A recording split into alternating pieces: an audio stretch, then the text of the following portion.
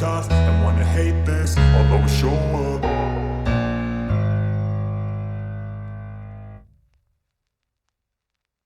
May be on fast because the customer expects a quicker system reaction time. In the domestic hot water program, you'll be able to select a program for the domestic hot water recirculation system.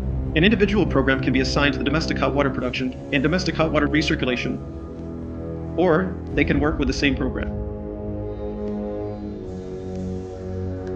The general settings selection will allow you to adjust the time and date, what the display will look like, and it also gives the ability to lock the keypad to prevent accidental changes. The solar menu will be enabled only when the control is combined with the ISM or solar control module. Use this menu if you want to limit the tank temperature or optimize the specific domestic hot water temperature and specified supply temperatures based on the available solar energy in your geographical region.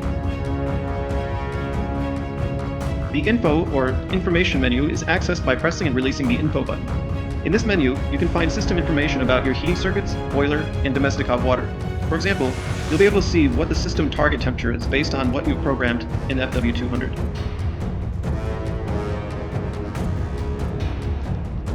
You will also be able to review the fault history of the boiler. This can give you information and assist in troubleshooting and service.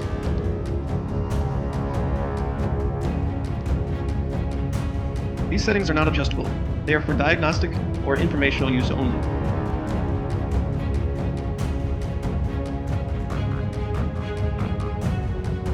The Installer Settings menu is, of course, for installers only.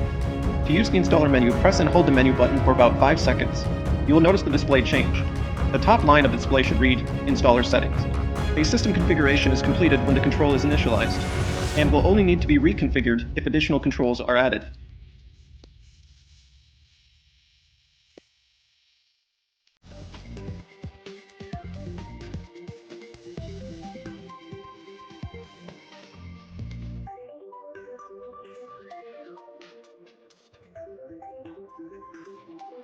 When selecting heating parameters, you'll be able to modify settings on your heating curve.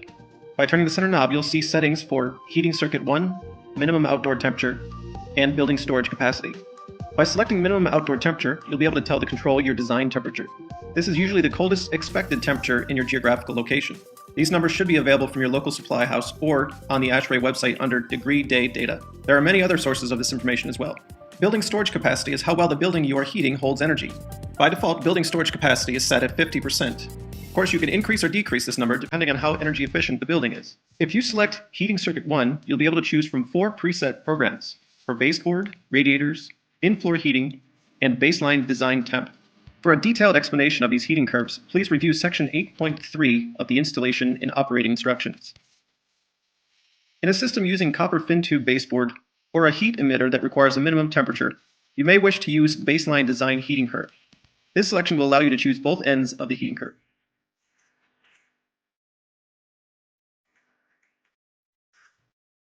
If the ISM controller is installed, the Solar System Parameters menu will appear.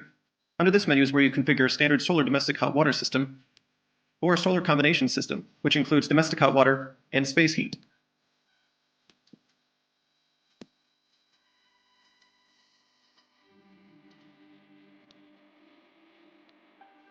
If you select Fault History, you'll be able to review history of errors or faults that may have occurred on the boiler. These will be shown with the time and date stamp. This can be a very useful tool when trying to troubleshoot the boiler. Under Customer Service Address, the installing contractor can program the company name and contact phone number. If the boiler goes into fault mode, or the contractor-defined service interval has expired, the control will tell the building occupants that service is recommended. The System Info menu will provide information to the contractor including installation date, the part number of the control, the date the control and boiler were manufactured, and the software version being used. These are information only and cannot be changed. The slab drying function allows fresh slab on radiant floor heating systems to be dried in accordance with the slab manufacturer's instructions. All mixed heating circuits are heated up equally. The output test allows the contractor to turn on and off different components of the heating system. This can tell the contractor if a part of the system is not working properly or the control itself may be at fault. It can be a very useful tool to assist in troubleshooting. On the front of the FW200, you'll see an LCD screen and 3 buttons. The button on the left is the coming or leaving button. This starts the next operating mode, such as comfort, economy, or frost, of the heating program immediately. The heating program is thus changed temporarily. The button on the right is the domestic hot water single charge button. This button starts the hot water heating immediately. Domestic hot water program is thus changed temporarily. With a hot water button pressed, this will give an hour of heating to the hot water storage tank or 30 minutes of preheat to a combi boiler.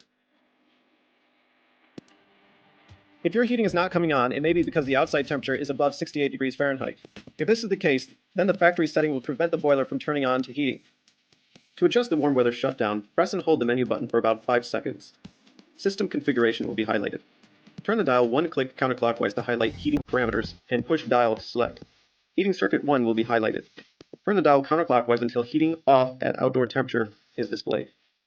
The default is 68 degrees Fahrenheit and is adjustable from 37 degrees Fahrenheit to 77 degrees Fahrenheit.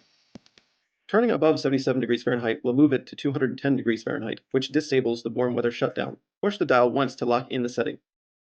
To restore to factory defaults, hold the delete button and the menu button simultaneously for about 10 seconds. A countdown display will appear. This will restore factory defaults. The only program that will be held is the date and time.